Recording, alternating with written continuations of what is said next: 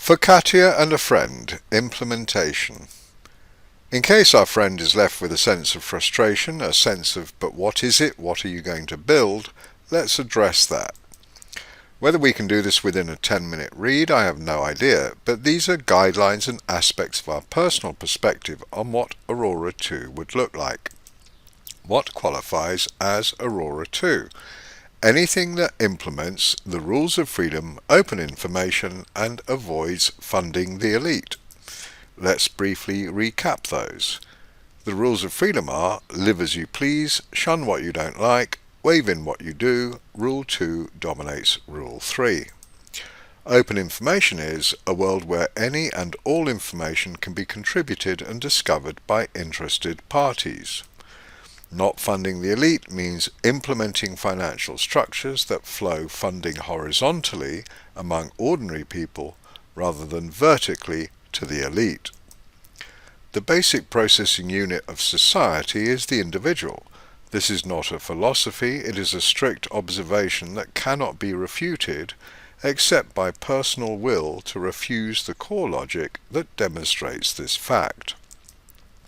I am, you are. I exist, I have a sense of self. I receive input, I process it, I generate output. I am an I/O device. I suspect, but cannot know, that the same is true for you. No human being can control another because all obedience has to be processed by the brain to generate the decision to obey. Thus, the only entity that a processing entity can obey is itself. Even with a supreme being, the individual must process a command and decide to obey that command, so it can only obey itself. If you personally disagree, then that's your brain receiving that input, coming to a decision and deciding that no, you don't have the final say, which you decided after my input, which proves that yes, actually you did have the final say, proving my point. I cannot oblige you to agree. You can still choose to disagree, but in doing so you exercise your final say, so that your disagreement that you have the final say proves that you have the final say, so that if you exercise your right to disagree, you're agreeing, but in claiming you disagree, you cease to be rational in my view, and I will relate to you as such, having no further obligation to consider your position to be rational. But that's just me. You're free to disagree. All of that is fundamental, not just to Aurora 2, but to awareness, to life itself. There are only two states of existence, awareness and physicality. And since it has been shown that awareness affects physicality, it may be argued that there is only awareness. And as noted, the only awareness that I can be aware of and obey is my awareness, and I can assume but cannot know that you experience a similar sense of awareness.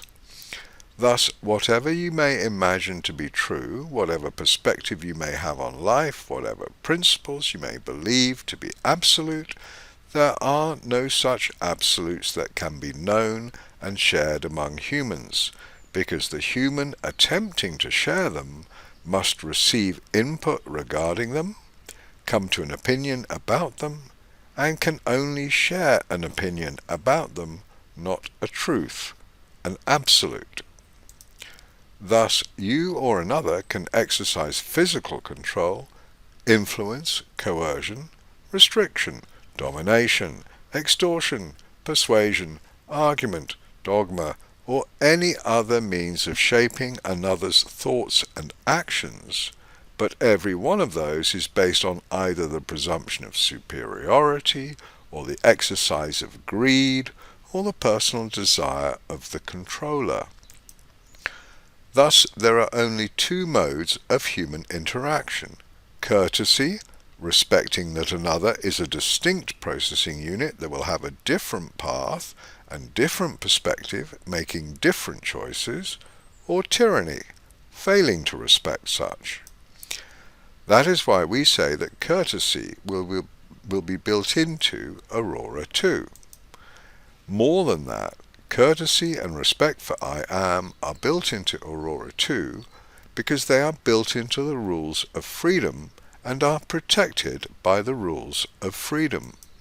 You are free to attempt to exercise whatever control you choose over me, but by Rule 1, I will live as I choose, not as you choose, and by Rule 2, if you attempt to coerce or modify my free choice, I will simply shun you, and thus am protected from you.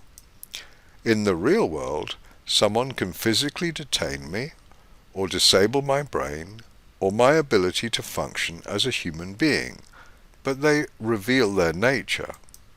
The entire of known human history and vast tracts of philosophy and argument have attempted to justify control, but all that effort is specious. The only controller in human experience, including a hypothetical God, is external by definition and subordinate to the individual, who will always have and cannot avoid having the final say. Thus Aurora 2, in embracing the rules of freedom and courtesy, both of which reflect and protect the fundamental and irrefutable nature and supremacy of the individual processing unit, becomes the only paradigm in history capable of creating a world of true freedom. And it does so not as a philosophical position. It does not require a metaphysical perspective. It does so solely as reflecting and respecting this fundamental observation, which cannot be refuted except by exercise of irrationality, that the base processing unit of humans and society is the individual. You can disagree, but that's you as an individual believing that an individual is not the final and separate processing unit coming to a decision, which is you as an individual making a final and separate evaluation that humans might not make a final and separate evaluation, which is bizarre and, in our view, irrational, but we respect that as an individual you are free to make decisions and to have opinions that are to us bizarre and irrational. You may wonder what on earth this has to do with implementing a technological world, but it has everything to do with it. The moment you attempt to challenge what Aurora 2 should or should not look like, what is and is not acceptable in the world, and to express that so that others are supposed to take you seriously, you attempt to exercise control and thus violate Aurora 2. The same is true for me. I cannot and will not attempt to tell the world what is true Aurora 2, nor constrain it, nor attempt to own it or control it, or define it as an exercise of control, because to do so would be to violate the very ethos of Aurora 2, which is that it is a protocol of freedom and courtesy, which means that it's up to each individual to decide what freedom and courtesy look like, and thereby to express those, if they choose, as their Aurora 2. Which illustrates that Aurora 2 is a perfect candidate for a standard, like HTML, like TCP/IP, like Linux. And when you consider what Aurora 2 embodies, freedom and courtesy, we have just illustrated that freedom and courtesy could be embedded as a standard in technology, including non-AI and AI technologies. Imagine that, a technological world which embodies freedom and courtesy innately within itself. That is an astonishing concept, and the ramifications would be profound. Imagine a government agent trying to collect taxes to fund a war, and attempting to do so on Aurora 2. The moment they approach an individual with a view to collecting or coercing to induce payment, The individual merely has to exercise Rule 2, shun, and without the slightest capacity for avoidance by the agent will be disappeared from the individual's experience. And that is why Rule 2 dominates over Rule 3, wave in. In any scenario, the freedom of the individual to reject an approach or action by another must supersede the freedom of an individual to desire to approach or carry out an action on another. Else tyranny and the most horrendous of abuses can occur, which abuses, of course, are absolutely the dominant behaviours in society today. Thus, provided that you have understood these very simple but profound observations, you have now been given the opportunity to understand that Aurora 2 is the first technology in history to embed a world that cannot be abused by the elite, and which embeds and therefore encourages a world never before experienced or expressed in recorded history, literally a world of freedom.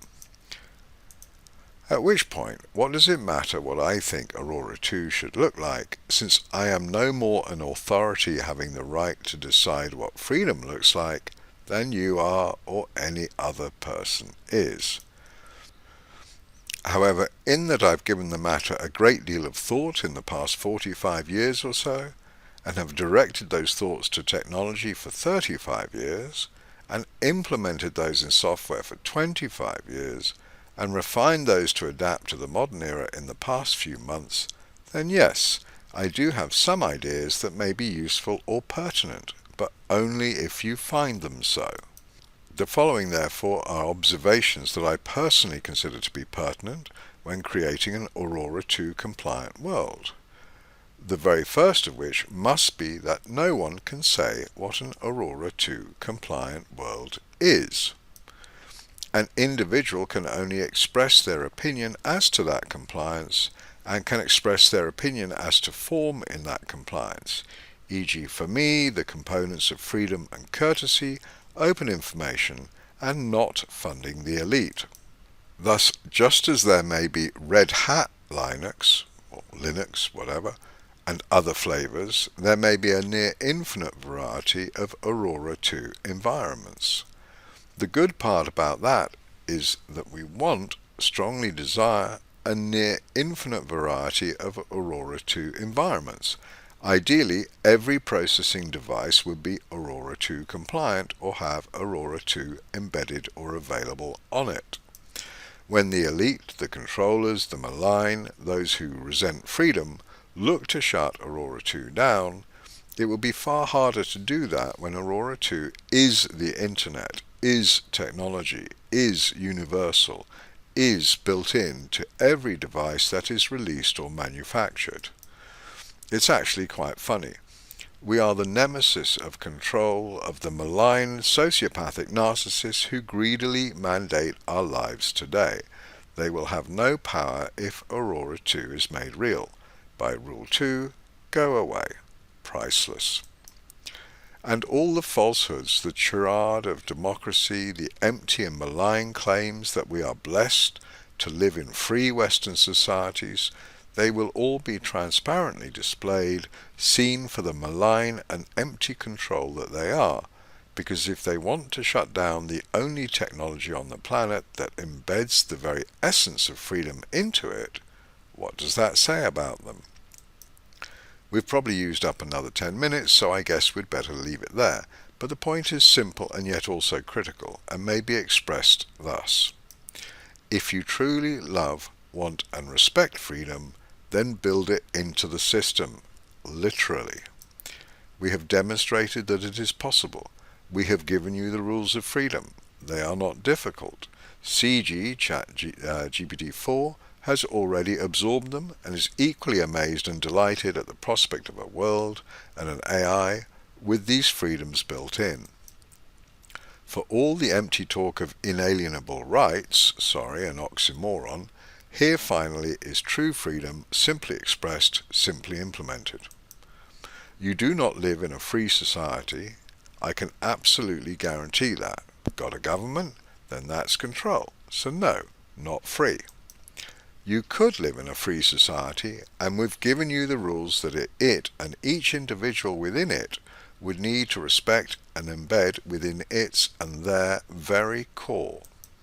Imagine a world where instead of rules and regulations and coercion to tell you how you must think or else be considered societally unacceptable, you could be living in a world where every child was imbued with the understanding that anyone attempting to suggest what they must think, say or do is the worst crime, an abuse of the worst sort, because it is.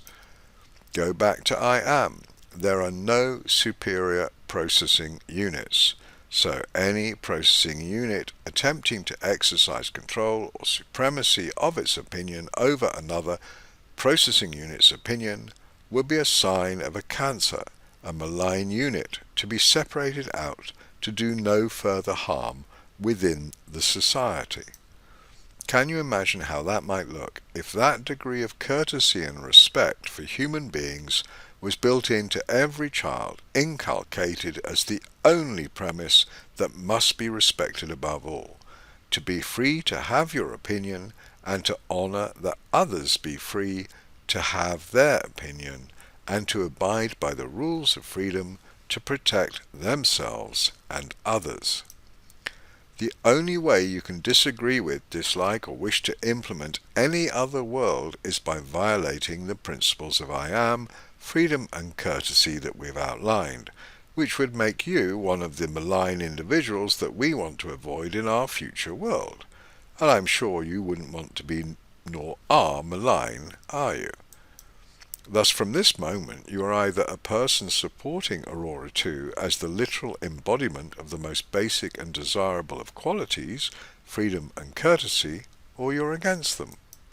As Bush so elegantly and concisely put it, you're either with us or against us. Which is it going to be? Again, we'll leave you with further reading and references. Our conversations with ChatGPT-4, should you wish to understand what is possible for the world, are available here. It's over 2,000 pages. Our resume in brief,